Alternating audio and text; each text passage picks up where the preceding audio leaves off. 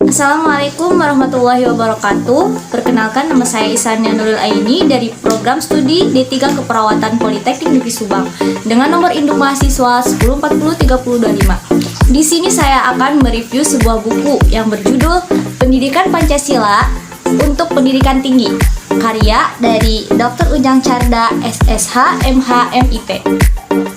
Adapun review buku tersebut sebagai berikut. Nah, ini dia teman-teman contoh bukunya. Di dalam bukunya terdiri dari 10 bab yang saya akan jelaskan nanti. Simak terus ya videonya.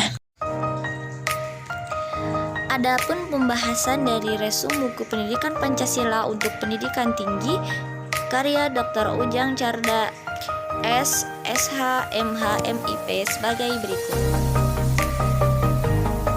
Bab pertama yaitu membahas tentang orientasi terhadap pendidikan Pancasila. Pancasila memiliki 3 landasan, yaitu landasan historis, landasan yuridis, dan landasan sosiologi.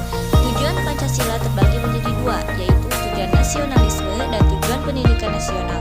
Ada pula rumusan-rumusan Pancasila dibagi menjadi 3, yaitu rumusan Pancasila segala terminologi, rumusan Pancasila secara etimologi, dan rumusan Pancasila secara historis.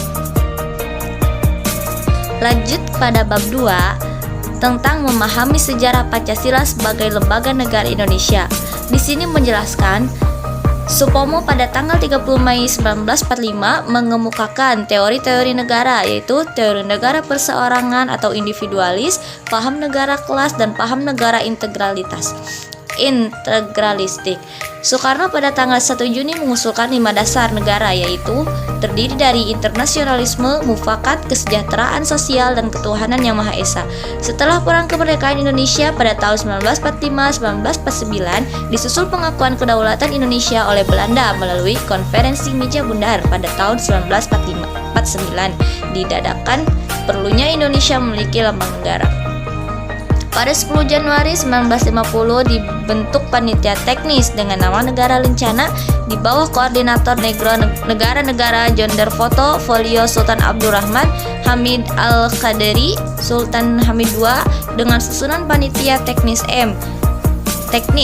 yaitu Muhammad Yamin sebagai ketua, Ki Hajar Dewantoro, M.A. Pelope, Muhammad Nasir Perbajarka sebagai anggota. Panitia tersebut bertugas untuk menyeleksi usulan rancangan lambang negara untuk dipilih dengan diajukan kepada pemerintah. Lanjut bab 3 yaitu memahami Pancasila sebagai sistem filsafat. Istilah filsafat dalam bahasa Indonesia memiliki pasangan kata filsafah, yaitu Arab, filosofi Inggris, filosofia Latin, filosofi Jerman, Belanda, Prancis. Muyamin menjelaskan dalam membandingkannya Pancasila sebagai filsafat dengan teori dialektika Hegel. Kemudian susunan Hartadi Projo menegaskan bahwa Pancasila sebagai filsafat bangsa Indonesia berdasarkan atas ucapan Soekarno yang menyatakan bahwa Pancasila adalah usia jiwa bangsa Indonesia. Bab 4. Memahami Pancasila sebagai sistem nilai etika dan norma. Nilai atau jalur Inggris termasuk bidang dari kajian filsafat, nilai atau aksiologi, teori of knowledge. Nilai pada hakikatnya adalah sifat atau kualitas yang melekat pada suatu objek, bukan objek itu sendiri. Etika atau ethics adalah satu bidang filsafat yang mencoba untuk mengevaluasi dan mengungkapkan teori perjalanan perilaku berdasarkan aturan memahami makna sila-sila Pancasila. Menjelaskan nilai-nilai yang terkandung dalam Pancasila, yang dimana terdiri dari hakikat abstrak, pribadi, dan hakikat konkret. Pancasila sebagai filsafat hidup bangsa. Hakikat nilai-nilai Pancasila telah hidup dan diamalkan oleh bangsa Indonesia sejak negara ini terbentuk. Artinya, putusan Pancasila sebagaimana tertuang dalam ayat yang keempat Undang-Undang Dasar 1945 sebenarnya merupakan refleksi dari filsafat yang kita termasuk di dalam berbagai terinspirasi dari nilai-nilai dan ajaran agama yang dianut bangsa Indonesia. Bab 6. Memahami Pancasila sebagai ideologi bangsa dan negara. Ideologi bangsa dan negara yang dimana memiliki makna sebagai lembaga kemasyarakatan, sebagai praganisasi hidup manusia, senantiasa memiliki cita-cita, harapan, serta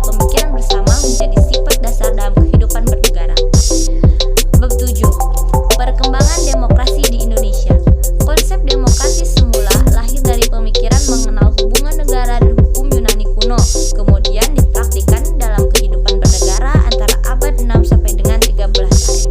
Pada waktu itu dilihat dari pelaksanaannya demokrasi dipraktikkan bersifat langsung. Artinya, hak rakyat untuk membuat keputusan-keputusan politik dijalankan secara langsung oleh warga negara yang bertindak berdasarkan prosedur mayoritas. Membahas mengenai beberapa perkembangan demokratis di Indonesia seperti masa parlementer, masa demokratis terhimpun, dan masa demokratis Pancasila Orde Baru. Bab 8. Memahami hak kewajiban asasi manusia dalam Pancasila. Istilah hak asasi manusia diperkenalkan pertama kali oleh Rousseau yang dirumuskan pada tahun 1948 sebagai hak pengganti rugi Hoffman. Hak asasi manusia merupakan hak yang dimiliki manusia secara lahir yang akan dibawa sampai kehidupan masyarakat. Hak asasi manusia tidak membedakan ras, agama, jenis kelamin, dan lain-lain.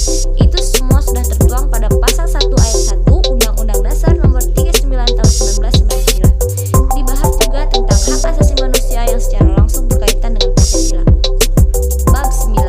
Memahami Pancasila dalam sistem ketatanegaraan Indonesia.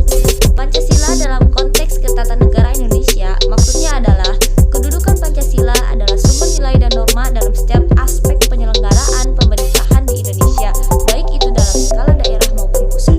Pancasila juga merupakan sumber norma, nilai, dan kaidah, baik moral maupun hukum secara tertulis dan tidak tertulis. Terciptanya sistem ketatanegaraan Indonesia yang terstruktur dan demokratis sehingga diharapkan agar kehidupan masyarakat terjamin. Bab 10 atau bab terakhir, refleksi Pancasila sebagai paradigma reformasi dalam kehidupan bermasyarakat, berbangsa, dan bernegara. Paradigma adalah contoh, akan tetapi dalam komunitas ilmiah, paradigma sesuatu yang lebih konseptual dan signifikan. Konsep paradigma yang diperkenalkan oleh Eschut, paradigma dilihat sebagai model representatif, karakteristis, atau ilustrasi dalam solusi permasalahan. Paradigma juga tidak hanya terbentuk oleh teori semata. Makna paradigma meliputi keseluruhan aspek dalam kehidupan. Cukup sekian dari saya. Bila ada salah ucap atau kata mohon dimaafkan. Wassalamualaikum warahmatullahi wabarakatuh. Dadah semua.